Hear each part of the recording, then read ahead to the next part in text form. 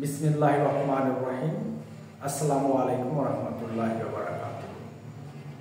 আমি আজকে নবম দশম শ্রেণীর সাধারণ গণিত বই থেকে অনুশীলনী 3.3 এর উৎপাদকের অঙ্কগুলো করাচ্ছি। দেখো, এখানে বোর্ডে একটা অঙ্ক উঠানো আছে। এই অঙ্কটা খুবই ইম্পর্টেন্ট।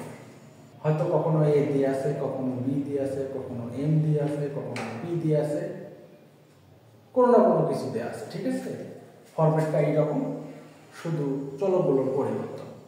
তাহলে চলো আমরা এটা কিভাবে সমাধান করে দেখো।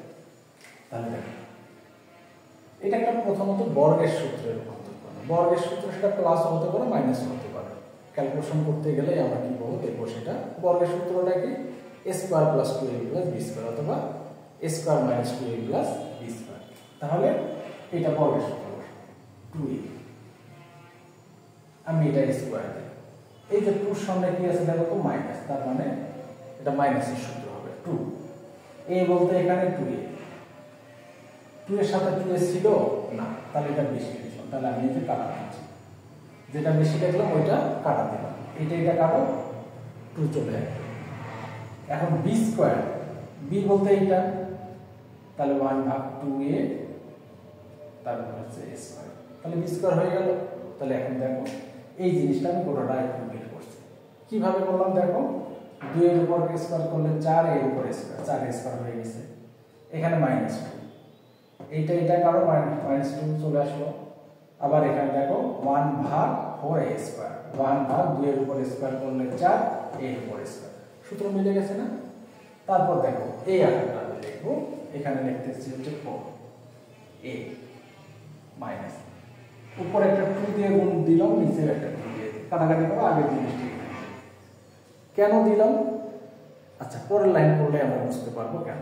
তাহলে 2 কাটলে এটা আসে, ঠিক আছে, 2 কাটা 1 থাকে। এখন কেন লিখলাম আমরা পরের লাইনে বুঝতে পারবো সেটা। দেখো তো, a square minus 2ab plus b square, তাহলে বর্গের সূত্র 2a মাইনাস 1 ভাগ 2a, তারপর কত হোল স্কয়ার প্লাস, দেখো 2a এখানে আছে কত 4a, তাহলে 2 যদি আমি কমন নেই, এখানে 2 আছে, এই যে 2টা কমনের জন্য দিয়েছিলাম, তাহলে এখান থেকে 2 কমন হবে। 2 কমন নিলে 2a মাইনাস, এখানে 2 কমন নিলে 1 ভাগ 2a। ঠিক আছে, আশা করি তোমরা বুঝতে পারছো। এখন দেখো এইটা সমান সমান কয়টা লেখা যায়? a স্কয়ার যেহেতু আছে 2টা লেখা যায় না, তাহলে এখানে একটা আমি কমন নেব।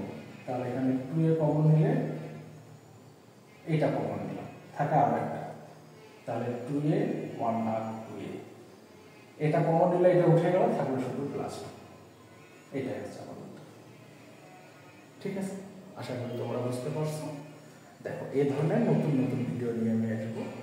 সেটা নবম দশম শ্রেণী হতে পারে, একাদশ দ্বাদশ হতে পারে, অষ্টম শ্রেণী, সপ্তম শ্রেণী, ষষ্ঠ শ্রেণী, যে কিছু হতে পারে।